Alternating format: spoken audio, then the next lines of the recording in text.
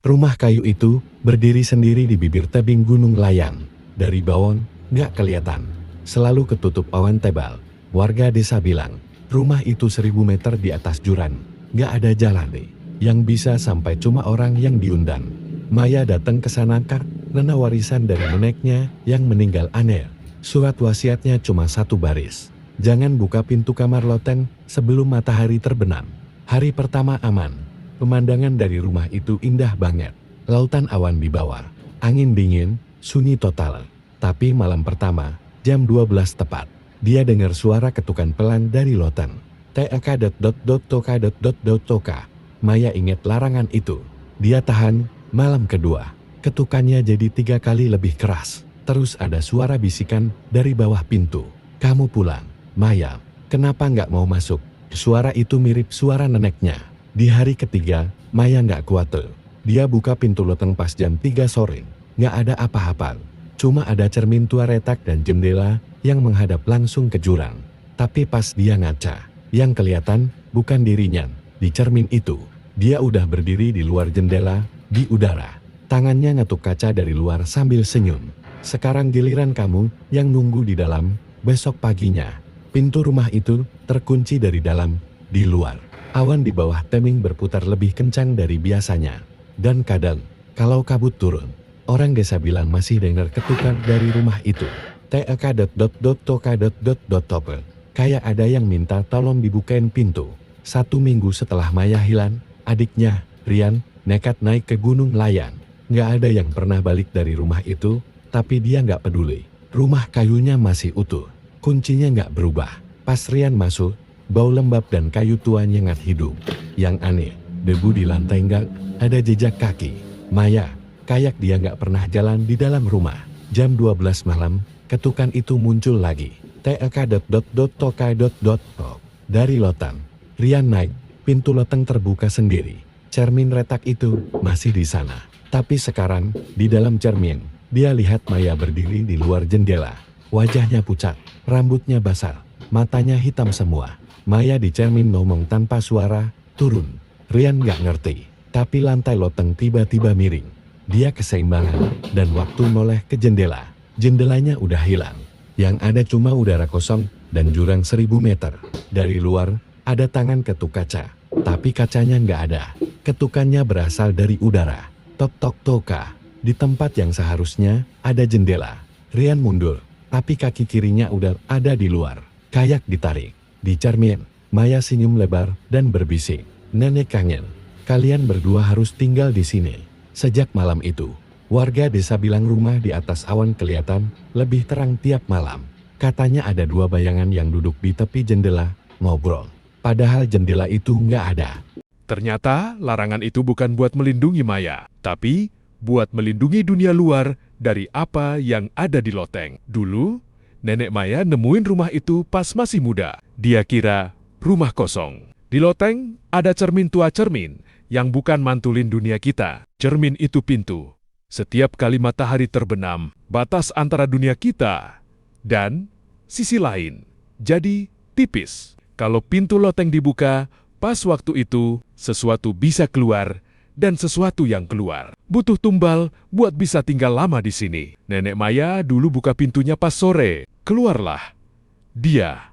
Wujudnya nggak jelas. Cuma suara dan bayangan yang ngambil rupa orang yang paling dirinduin korbannya. Dia nggak bisa masuk kalau nggak diundang. Makanya dia pakai suara nenek, pakai wajah Maya, pakai rupa Rian, biar pintunya dibuka dari dalam. Nenek selamat karena dia lompat ke jurang sebelum matahari bener-bener tenggelam. Dia selamat, tapi gila. Makanya di wasiat dia tulis, jangan buka pintu loteng sebelum matahari terbenam. Maya buka pintunya jam 3 sore. Masih siang, tapi cermin itu licik. Dia nggak nunggu malam. Dia bikin Maya lihat dirinya di luar jendela, bikin dia panik. Bikin dia secara nggak sadar mengundang dengan ketakutan. Sekarang giliran Rian. Dan cermin itu udah nggak butuh pintu lagi. Karena yang di luar udah belajar cara ngetuk tanpa kaca. Saat itu, dulu, Rian hampir kepeleset ke jurang waktu lantai loteng miring. Tapi di detik terakhir, dia ingat satu hal dari diary nenek. Cermin itu takut cahaya. Tapi bukan cahaya lampu. Cahaya matahari pertama. Jadi waktu ketukan itu muncul dari udara kosong, Rian nggak mundur. Dia malah narik tirai loteng yang selama ini ketutup debu. Cahaya matahari sore nembus masuk. Cermin retak itu mendadak panas. Permukaannya kayak mendidih, dan bayangan Maya di dalamnya teriak tanpa suara. Retakannya merambat cepat, sampai akhirnya brak, kaca pecah. Tapi nggak ada suara kaca jatuh. Yang jatuh itu suara ketukan. Tok, tok, tok. Sekali, terakhir, terus sunyi. Rian, selamat. Dia bisa turun gunung pagi harinya. Rumah itu masih berdiri, tapi lotengnya sekarang kosong. Cerminnya tinggal serpihan. Tapi harganya ada. Sejak hari itu, Rian gak bisa lihat cermin lagi. Setiap kali dia ngaca, yang muncul bukan mukanya. Yang muncul itu pemandangan jurang 1000 meter.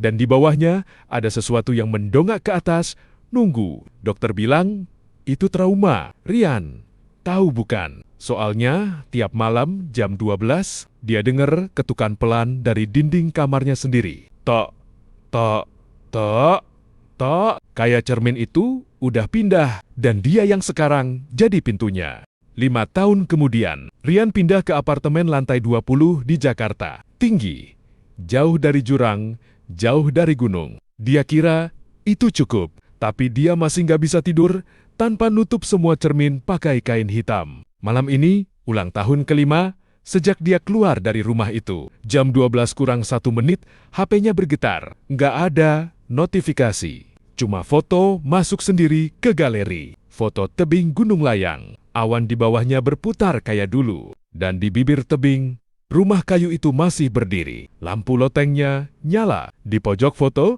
ada tulisan kecil yang kayak diukir pakai kuku. Kami masih nunggu. Pintunya belum ditutup. Rian lari ke kamar mandi, nyabut semua kain yang nutup cermin. Di cermin besar, nggak ada dirinya. Yang ada cuma jurang. Dan dari bawah, 2 tangan pucat mulai merayap naik. Ketukan itu balik lagi. Tapi kali ini bukan dari loteng. Dari kaca, tok, tok, tok, tok. Dari dalam cermin apartemennya. Catatan nenek di tahun 1987. 17 Agustus tahun 1987. Aku nemu rumah itu waktu nyari kambing yang hilang. Kabut tebal banget hari itu. Tiba-tiba ada rumah kayu di tepi tebing. Padahal desa bilang nggak ada rumah di atas 800 meter. Pintunya nggak dikunci. Di dalam bersih, kayak baru ditinggal pemiliknya. Di meja ada teh yang masih hangat. Padahal nggak ada kompor nyala. Lotengnya yang aneh, ada cermin tua,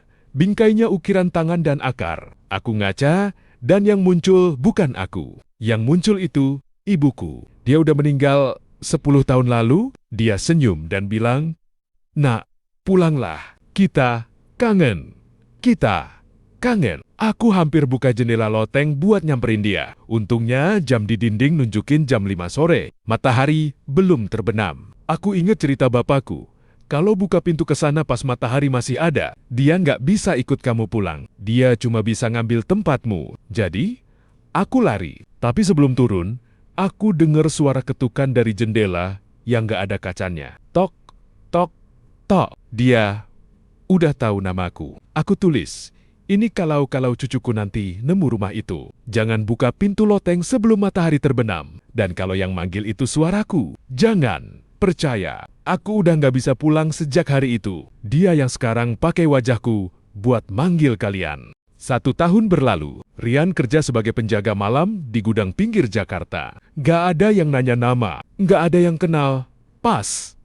Itu yang dia mau. Dia sewa kamar kecil tanpa cermin. Kaca jendela aja dia tutup cat hitam. Aman. Sampai suatu malam, hujan deras. Listrik mati. Dia duduk di lantai, nggak bisa tidur. Sepi banget. Sepi yang bener-bener sepi. Nggak ada yang inget dia, jadi nggak ada yang nelpon. Nggak ada yang kangen. Jam-jam 11:59, dia dengar suara kecil dari luar pintu. Tok, tok, tok, tok. Dia langsung berdiri. Jantungnya berhenti sedetik. Itu nggak mungkin. Pintunya udah ketutup. Rumah itu udah runtuh. Jam pukul 12 pas, pintu kamarnya pelan-pelan kebuka sendiri. Di ambang pintu berdiri seorang anak kecil. Basah kuyup. Dia nggak pernah lihat anak itu sebelumnya. Tapi anak itu nyebut namanya dengan benar. Rian mundur. Aku nggak kenal kamu. Anak itu miringkan kepala. Iya, kamu yang bikin aku nggak kenal siapa-siapa. Dia angkat tangan. Di telapak tangannya ada serpihan kaca kecil, kaca dari cermin loteng. Pas kamu nutup pintu, aku kebuang keluar. Aku nggak punya rumah lagi. Anak itu senyum. Senyumnya salah, kebesaran. Jadi aku bikin rumah baru. Di sini, lampu tiba-tiba nyala sebentar. Dan Rian lihat sekeliling kamarnya. Di dinding, di lantai, di langit-langit. Semuanya penuh coretan nama. Nama dia, nama Maya, nama Mama, nama semua orang yang dia paksa lupakan. Coretan itu pakai kuku, masih basah. Anak itu berbisik terakhir kali sebelum lampu mati lagi. Selamat datang di rumah, Kak. Kita nggak akan sendirian lagi. Tamat, rumah di atas awan emang udah hancur. Tapi pintunya nggak pernah benar-benar ketutup. Karena kalau ada yang inget, pintunya bisa dibuat lagi di mana aja.